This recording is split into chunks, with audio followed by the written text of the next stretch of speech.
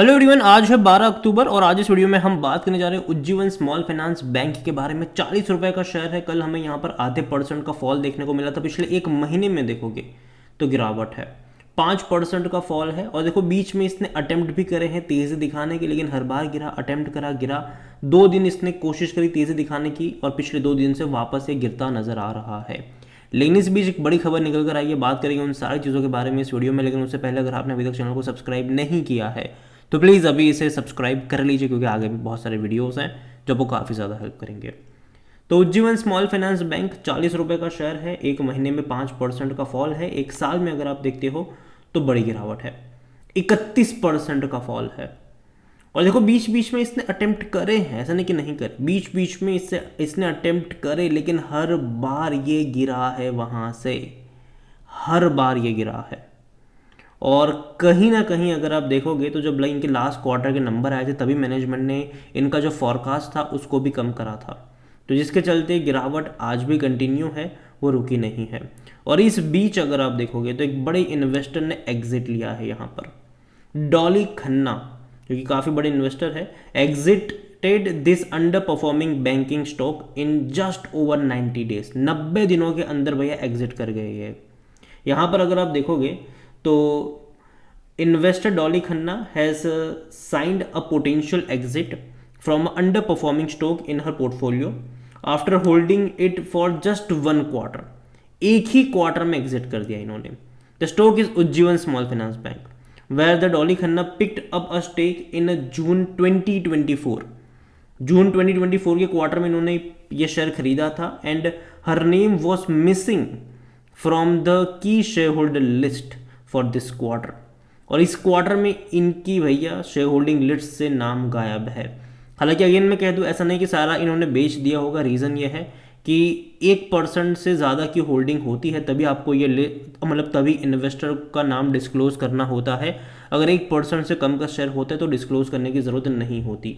यहाँ पर अगर आप देखोगे तो according to the shareholding pattern, Dolly Khanna picked up, आप देखिए कितने शेयर खरीदे थे, 2,07,68,093 शेयर्स खरीदे गए थे यहाँ पर। और 1.08% का स्टेक था यहाँ पर उनका इन मई 2024, विच वॉज कट टू, अगर आप देखो तो थोड़ी सी क्वांटिटी इन्होंने बेची थी उसके बाद जून में। अगर आप देखोगे यहाँ पर तो 0.01% का स्टेक बेचा था यहाँ पर। मुश्किल से इन्होंने कितने 1.5 लाख शेयर बेचे थे, ज़्यादा नहीं बेचे थे यहाँ पर।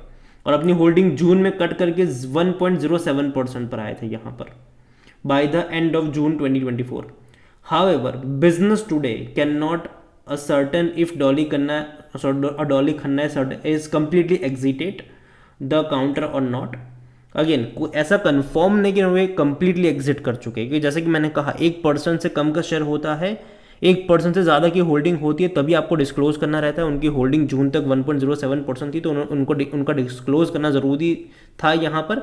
लेकिन अभी अगर आप देखो तो इन्होंने अपने शेयर इस क्वार्टर में बेचे ज़रूर है, तो अपनी होल्डिंग 1% से भी कम हुई ज़रूर है। अब कितनी हुई है ये मैं नहीं जानता, या फिर कोई नहीं जानता, ठीक है। All the listed entities need to unnecessarily file the shareholding pattern of the company at the end of the every quarter. The list needed to exclusively name the specific shareholder who owns a significant stake. जैसे कि मैंने कहा 1% से ज़्यादा की stake होती है तो भैया कंपनी को उन शेयर होल्डर का नाम डिस्क्लोज करना होता है। और 1% से कम की जब होल्डिंग होती है तो कोई नाम डिस्क्लोज करने की ज़रूरत यहाँ पर नहीं रहती है। अकॉर्डिंग टू द डेटा अगर आप देखोगे तो Chennai based as investor Dolly Khanna है, पब्लिकली होल्ड 19 शेयर वो होल्ड करते हैं, जिनकी नेटवर्थ अगर आप देखो तो 509 करोड़ के आसपास की देखने को मिल रही है। और बड़े इन्वेस्टर में डेफिनेटली इनका नाम आता ज़रूर है। और इन्होंने अपनी holding Ujjivan small finance bank में काफ़ी हद तक कट कर दी है, काफ़ी हद तक कम कर दी है।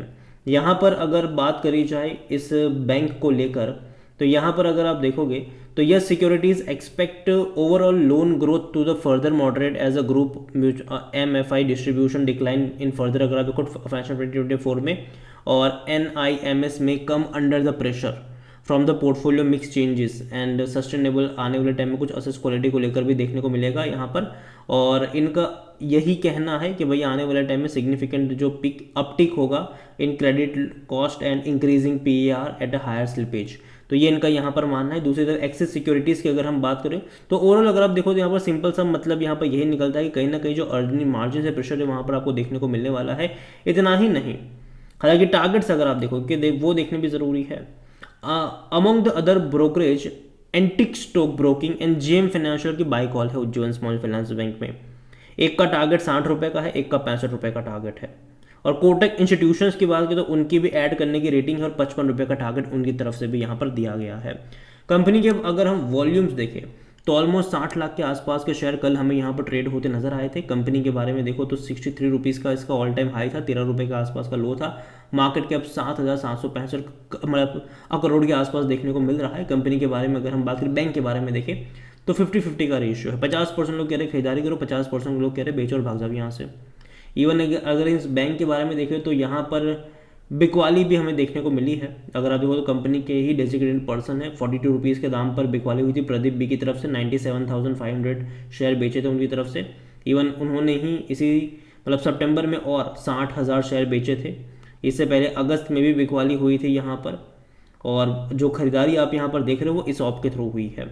और जहाँ तक अच्छी बात है इनके डिविडेंड्स, देखिए 40 रुपये का शेयर आपको 1.5 रुपये का डिविडेंड पे कर रहा है कि बहुत अच्छा डिविडेंड है, बहुत अच्छा डिविडेंड है ये, कोई शक नहीं है उसमें। और अच्छा खासा रेवेन्यू भी इनका इंक्रीज़ हुआ पिछले 2 फाइनेंशियल ईयर में। सेम चीज़ अगर आप प्रॉफिट को लेकर देखोगे तो वहाँ पर भी अच्छा खासा प्रॉफिट आया है। और जैसे ही अच्छा खासा प्रॉफिट कमाना स्टार्ट करा, इन्होंने डिविडेंड पे आउट करना स्टार्ट करा, क्योंकि 2023 से ही इन्होंने डिविडेंड पे आउट करना स्टार्ट करा है और 2023 से भी इन्होंने अच्छा पैसा का जो है वो कमाना भी स्टार्ट करा है। जहाँ तक वैल्यूएशन के बारे में देखें तो पी सस्ता है, 6.21 का है। सेक्टर पे 18 का है। 100% एनालिस्ट कहते हैं खरीदारी करो। अगेन अगर आपके पास है तो बेचने की सलाह मेरी कतई नहीं होगी यहाँ पर, स्पेसिफिकली इस लेवल पर। लेकिन खरीदारी को लेकर डेफिनेटली यहाँ पर ग्राफ देखो तो डिक्लाइन मोड में ज़रूर है और कहीं ना कहीं इनके क्वार्टरली रिजल्ट्स का मैं वेट करना ज़्यादा यहाँ पर पसंद करूँगा। नंबर अगर आप देखो तो रेवेन्यू वाइज इनके इंक्रीज़ है लेकिन प्रॉफिट वाइज नहीं हो रहे और ये दिक्कत है यहाँ पर। और ये बहुत सारी बैंक की दिक्कत है कि यार प्रॉफिट में उस तरीके से इजाफा नहीं आ पा रहा है जिस तरीके से एक्चुअली में आना चाहिए क्वार्टर ऑन क्वार्टर बेस पर। तो इवन लास्ट क्वार्टर में 300 करोड़ का प्रॉफिट था, जबकि पिछले साल 324 करोड़ का प्रॉफिट था, वो भी कम रेवेन्यू में। तो इस बार रेवेन्यू बढ़े लेकिन प्रॉफिट नहीं बढ़ रहा है। अभी सितंबर के नंबर्स आएंगे, बात करेंगे उसके बारे में जब इनके रिजल्ट्स आ जाएंगे। शेयर होल्डिंग को लेकर अगर हम बात करें, प्रमोटर यहाँ पर है नहीं, 4.06% म्यूचुअल फंड के पास है, 3.27% डोमेस्टिक के पास है, 24.68 एफआईएस लेकर बैठे हैं। रिटेल की भी होल्डिंग यहाँ पर ज़्यादा है, 25.44%। अदर पार्टीज 42.56% का स्टेक लेकर बैठे हैं। ओवरऑल अगर मैं बात करूँ इस बैंक को लेकर तो अगेन 1 साल से परफॉर्म नहीं करा है इसने, बिल्कुल भी परफॉर्म नहीं करा, जबकि बाकी शेयर्स ने भैया खूब अच्छा खासा पैसा बना कर दिया, लेकिन यहाँ पर कोई पैसा नहीं बन रहा किसी का। और यही वजह है कि लगातार गिरावट जारी है और अभी भी बन रही है। लेकिन मुझे लगता है कि कहीं ना कहीं सपोर्ट एक बेस यहाँ पर बनना चाहिए। अभी अगर आप देखो तो लगातार गिर जरूर रहा है, लेकिन कहीं ना कहीं मुझे लगता है कि 3540 रुपये का जो बीच का लेवल है वहाँ पर एक इनिशियल सपोर्ट बनना ज़रूरी है और वहाँ पर इसकी जो गिरावट है उसका रुकना ज़रूरी है तो होल्ड करो। फ्रेश बाइंग की जहाँ तक बात है मेरे हिसाब से बाय ऑन डिप्स के अप्रोच के साथ चलना चाहिए। अगर ये आपको 35 से 40 के रेंज में मिलता है, हर 15% के डिक्लाइन पर ऐड करने के मौके ढूंढने चाहिए। अगेन मैं यहाँ पर बाय ऑन डिप्स की बात करूँ, वो भी हर 15% के फॉल पर, ठीक है, ना कि आप अभी के अभी एक साथ बहुत सारी क्वांटिटी खरीद के बैठ जाओ फिर गिरावट में बोलो कि अब मैं क्या करूं। टाइम लगेगा इसको रिकवर करने में, क्योंकि जब भी ये गिरा है इसने लंबा टाइम लिया है तेज़ी के लिए, तो रिकवरिंग के लिए। तो मैं उम्मीद करता हूं कि अभी भी गिरावट जारी रह सकती है, लेकिन हाँ लॉन्ग टर्म में रिकवरी आपको देखने को मिलेगी। और वही लोग यहाँ पर आए जिनका नजरिया लॉन्ग टर्म का है, शॉर्ट टर्म का नहीं। और अगेन ये मेरा पर्सनल ओपिनियन है, कोई भी इन्वेस्टमेंट एडवाइस नहीं। वीडियो को यहीं पे एंड करता हूँ। पसंद आए हो तो लाइक करो, शेयर करो, चैनल वगैरह पहले बारे तो प्लीज़ सब्सक्राइब करें। और उज्जीवन स्मॉल फाइनेंस बैंक के बारे में आप क्या सोचते हैं वो भी आप मुझे कमेंट में लिख के बता सकते हैं। Thank you.